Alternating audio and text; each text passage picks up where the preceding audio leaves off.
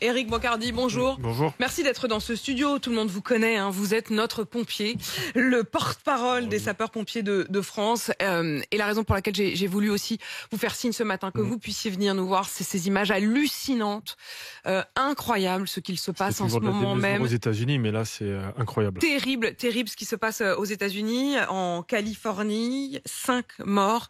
Le quartier d'Hollywood qui a été évacué au milieu de cette nuit. 7500 pompiers qui sont sur place. Et déjà, un début de polémique aussi. Donald Trump qui dit qu'on manque d'eau. Des questions aussi sur les moyens qui ont été déployés. Mais une première question, Éric Brocardi. On est en janvier. Alors même s'il fait toujours doux en Californie, c'est tout de même l'hiver. Normalement, il pleut. Il n'a pas plu depuis des mois.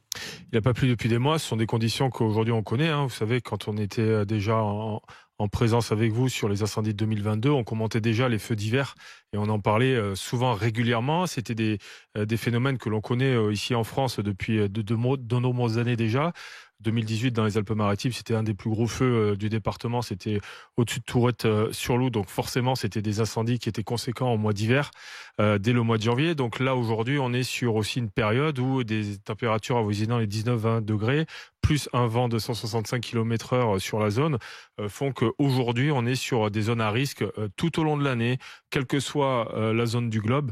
On n'est pas à l'abri effectivement d'avoir des incendies hors normes. Et on passe d'un extrême à l'autre, parce qu'effectivement on a eu ces années de sécheresse en France. Très compliqué tout. Alors que cette année, on nous dit qu'effectivement c'est une des années à l'inverse, où il n'a jamais autant plu en France depuis très très longtemps. Mais Éric Brocardi, si on s'arrête un instant sur ce qui se passe et sur ces images effectivement saisissantes des États-Unis, on pense à eux, c'est extrêmement impressionnante. Au moment où on se parle, le feu n'est pas maîtrisé. Le feu est loin d'être maîtrisé. D'ailleurs, beaucoup le titre, notamment aux États-Unis, c'est hors de contrôle.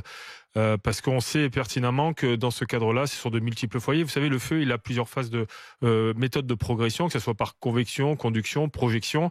Et là, on est vraiment dans un cocktail explosif, on va dire, en termes de progression de l'incendie. C'était près de 5 sacs de foudre à l'amplitude qui brûlaient jusque tard dans la nuit avec ces forts vents qui poussaient. Donc, il est évident que par rapport à la composante humaine face à cela, c'est toujours un bras de fer que, on va dire, les éléments naturels ont tendance à rabattre les cartes des sujets de lutte contre les incendies.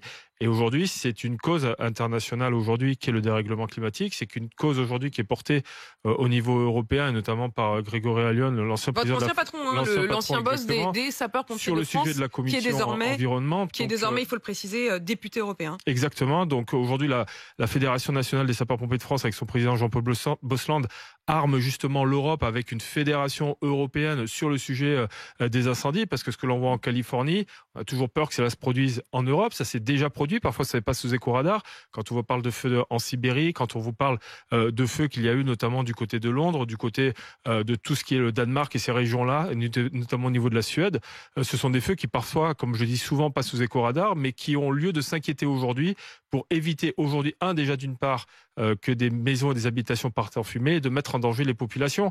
Donc il y a vraiment un réel impact à avoir sur le sujet de comment on doit articuler, quand on doit mieux financer et comment on doit mieux s'armer face à ce risque feu de forêt, mais quel que soit le risque, en ce qui concerne le risque naturel de manière globale. Merci Éric Brocardi, porte-parole donc des pompiers. Pendant que vous parliez, envoyez ces images sur RMC Story, ceux qui nous regardent, Canal 23, extrêmement impressionnantes, effectivement des quartiers entiers. Et au moment où l'on se parle, le quartier d'Hollywood a donc été évacué cette nuit. Et je le rappelle, on déplore déjà 5 morts. Il est 8h18 sur RMC.